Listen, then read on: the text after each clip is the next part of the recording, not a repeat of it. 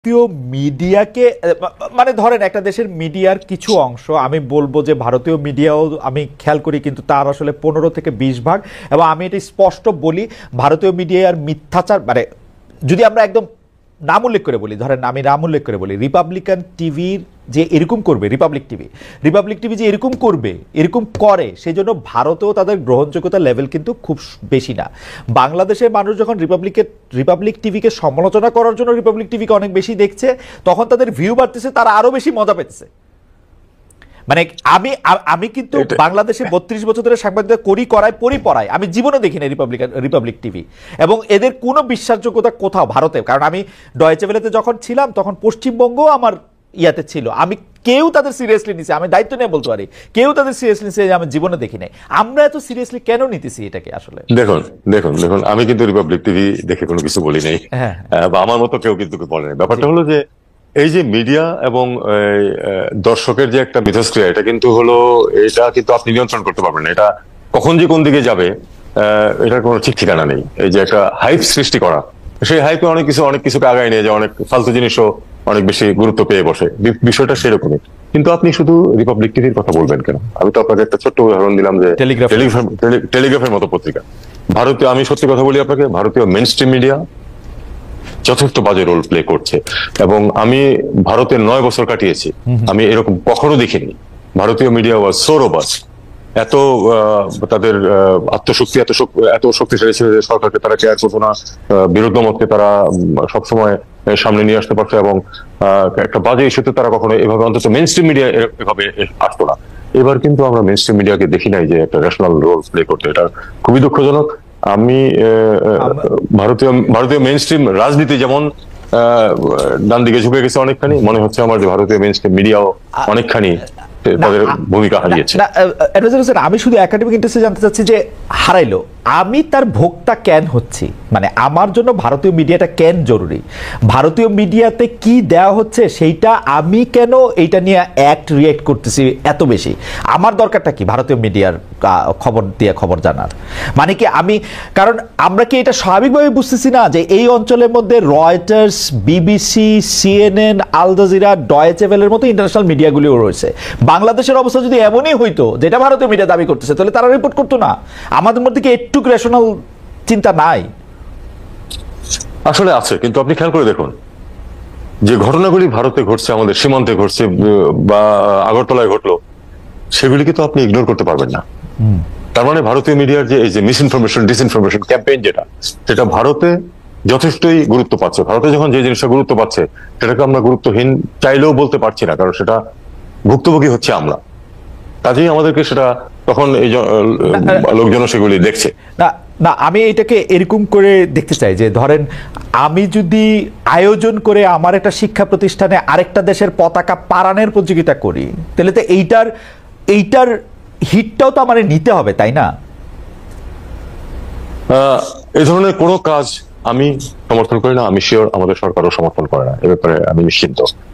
তবে অনেক কিছুই ঘটে যেগুলি সরকারের বা অ্যাডভাইজারদের বিচার বুদ্ধির বাইরেও ঘটে যায় অনেক ঘটনা।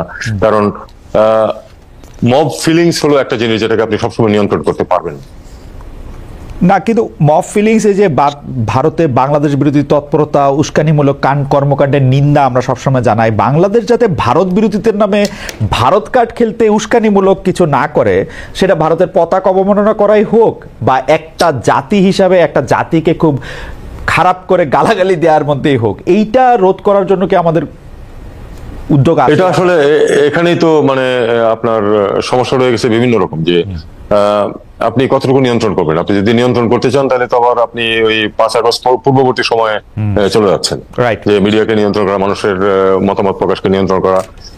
অনেক সময় তেতো ওষুধও তো গিলতে হয়। আমরা সেটা পছন্দ করি বা না করি, ঘটনাটা ঘটছে বা কেউ একজন কিছু বলছে, এই সরকারের বিরুদ্ধে তো প্রচন্ড তীব্র সমালোচনা হচ্ছে বিভিন্ন মিডিয়াতে, এটা আমরা মেনে নেই। আমরা যে ঠিক আছে, এটা তার বলার অধিকার আছে, সে বলতে থাকুক। এইভাবেই এটাকে অনেকখানি দেখতে হয়। এখন দেখুন, অ্যাজ লং এজ সরাসরি আমাদেরকে এফেক্ট না করে ভারতীয় প্রোপাগান্ডা, এবং যদি ভারতীয় অফিসিয়াল নর্ম থেকে আমরা সে ধরনের কোনো একই ধরনের কোনো বার্তা বা বক্তব্য দেখতে না পাই, তাহলে কিন্তু আমরা এগুলি নিয়ে মাথা ঘামাতাম না। আমরা আমাদের স্বাভাবিক কূটনৈতিক কার্যকলাপ চালিয়ে এগিয়ে যাওয়ার চেষ্টা করতাম। কারণ আমরা তো চূড়ান্ত বিচারে আমরা মনে করি যে ভারত এবং বাংলাদেশ উভয়েরই স্বার্থে হচ্ছে একটা ওয়ার্কিং গুড রিলেশন রক্ষা করে যাওয়া পারস্পরিক স্বার্থের ভিত্তিতে। না ধরেন এখন ভারতীয় মিডিয়াতে র্যান্ডম একটা উপস্থাপক যিনি অনেক এনিমেটেড হয়ে কথাবার্তা বলেন, তিনি একটা কথাবার্তা বলছেন, আমরা এটাকে পিক করে বলতেছি যে আমাদের দেশের আনসার আরো কি গ্রাম প্রতিরক্ষা বাহিনী আরো কি বাহিনী মিলে এই সরকারকে ফেলে দেবে, হাসিনা সরকারকে নিয়ে আসবে। ওগুলির ক্ষেত্রে কি আপনারা অনেক বেশি বিচলিত হচ্ছেন, মানে আপনারা মানে ওগুলিকে অনেক বেশি গুরুত্ব দিচ্ছেন, বা মানে আপনাদের গুরুত্ব হচ্ছে? আমি এটুকু বলতে পারি যে অন্ততপক্ষে আমার এবং যে যেটা আমার যে কলিগরা আছেন তারা অবশ্যই এরকম মনে করেন না। আপনি তো খুব সুন্দর করে এক কথায় দৃঢ়ভাবে বললেন, কিন্তু অনেক সময় এরকম মনে হয় না যে ধরেন মার্কিন প্রেসিডেন্ট পদপ্রার্থী ডোনাল্ড ট্রাম্প উনি নির্বাচনের আগে আগে দেশের সংখ্যালঘুদের নিয়ে একটা টুইট করেছেন। এখন ট্রাম্পের টুইট আমরা জানি, ট্রাম্পের টুইটের ক্ষেত্রে কোফেফে থেকে শুরু করে এমন অনেক কিছু থাকে যা টুইট নিয়ে আসলে তার অফিস সবচেয়ে বেশি তার ব্যস্ত থাকতে হয়, তার হাত থেকে মোবাইল ফোনও অনেক সময় কেড়ে রাখতে হয়। কিন্তু আমরা দেখলাম যে এটার সাংঘাতিক একটা প্রতিক্রিয়া। ট্রাম্প এখন আসলে 21 জানুয়ারির পরবর্তীতে ডক্টর ইউনূস সরকারের এবং জনাব তৌহিদ হাসানের চাকরি থাকে কিনা সেটি নিয়ে সন্দেহ, এই সেই নানা ধরনের বক্তব্য, এগুলিকে আপনারা আসলে কিভাবে দেখেন? মানে দেখুন, আপনারা খেয়াল করে দেখুন, আমরা এটা নিয়ে কিন্তু কোনো ধরনের তার এই টুইট নিয়ে এই সরকার বা আমাদের সরকারি মিডিয়া কিন্তু কোনো ধরনের কোনো বাড়াবাড়ি করেনি। লোকজন কথা বলবে এবং স্পেকুলেট করবেই। এটা তাদের, বিশেষ করে এখন এই যে ইন্টারনেট এবং মোবাইল ফোনের যুগে এটা আপনি ঠেকাতে পারবেন না, ঠেকানোর প্রয়োজন নেই, মানুষ সেটা বলতে থাকুক। কিন্তু আমি প্রথম কথা হলো যে আমার চাকরি থাকবে কিনা এটা নিয়ে আমি বিচলিত নই, এক। দুই হলো যে আমি মনে করি না যে এই কারণে আমার বা আমার কলিগদের কারো চাকরি থাকবে, এটা আমি মোটেই মনে করি না। এটা একেবারেই একটা পেরিফেরাল ইস্যু, যেটা নিশ্চয়ই বাংলাদেশ এবং যুক্তরাষ্ট্রের সম্পর্কের মাঝে এটার কোনো বড় ভূমিকা থাকবে বলে আমি আমরা এরকমও শুনেছি যে কামালা হ্যারিস পরাজিত হওয়ার পর এই ইলেকশনে যে পররাষ্ট্র উপদেষ্টা সহ অন্যান্য উপদেষ্টা, বিশেষ করে প্রধান উপদেষ্টার যে আপনাদের যে ক্যাবিনেট মিটিং, সেটাতে শোকের ছায়া নেমে এসেছে। আপনারা এটা সম্পূর্ণ এটা আবার একটা অপপ্রচার, এ ধরনের কোনো কিছুই ঘটেনি। আমি আপনাকে সত্যি কথা বলি, জি, নির্বাচনের আগে আমি 90% নিশ্চিন্ত ছিলাম যে ট্রাম্প জিততেছে। আচ্ছা, 90% শিওর ছিলাম। আমি 10% সম্ভাবনা রাখছিলাম যে মানে একটা আউটসাইড চান্স থাকতে পারে কমলা হ্যারিসের, কিন্তু otherwise there is no way. আমারও কারণ দেখুন, আমি আপনাকে একটা ছোট্ট হিসাব বলি, এটা আপনার মিলিয়ে দেখেন পরে। 4টা ব্যাটল গ্রাউন্ড স্টেটে জো বাইডেন যত ভোটের ব্যবধানে জয়ী হয়েছিলেন, সেই জায়গাগুলিতে মুসলিম ভোটের সংখ্যা ছিল তার থেকে অনেক বেশি। সংখ্যাটা খুব বড় না, 3 থেকে 7%, কিন্তু he won those by 1%, 2%, 3% উনি জিতেছেন ওই জায়গাগুলি। এবং অর্থাৎ সিম্পলি ওই যদি মুসলিম ভোট ওখানে না যেত, উনি জিততেন না। এক্স্যাক্টলি। এবারে কিন্তু কংগ্রেস অবশ্য সেটা হয়তো এবারের মতো অতটা ইনফ্লুয়েন্সিয়াল হয় নাই, কিন্তু এবার তো তাদের সেই অবস্থান ছিল না, মুসলিমরা তো চোখ ফিরিয়ে নিয়েছিল ইসরায়েল ঘটনার পরে, বিশেষ করে মানে গাজায় ঘটনার পরে, নেতানিয়াহুর আগ্রাসনের পরে। আচ্ছা, আমরা একটু অন্য প্রসঙ্গে যাই যে কালো টাকা পাচার করা টাকার প্রধান গন্তব্য দীর্ঘদিন ধরে সুইস ব্যাংক, কিন্তু এখন আমরা দেখছি যে গত সরকার আমলে অর্থাৎ শেখ হাসিনা সরকার আমলে ক্ষমতাধরদের মধ্যে সন্দেহজনক বিপুল অঙ্কের টাকা বিনিয়োগ হয়েছে যুক্তরাজ্যে। আমরা কারোর জন্য 300 বাড়ি 400 বাড়ি এরকমের কথা শুনেছি, 6000 কোটি টাকার বেশি সম্পত্তির কথা শুনছি। এই সম্পত্তির বিষয়ে এখন আপনারা কি করবেন? মানে আপনি টেলিগ্রাফের উদাহরণ, আমার প্রিয় পত্রিকা ইংল্যান্ডের গার্ডিয়ান কিন্তু লিখেছে,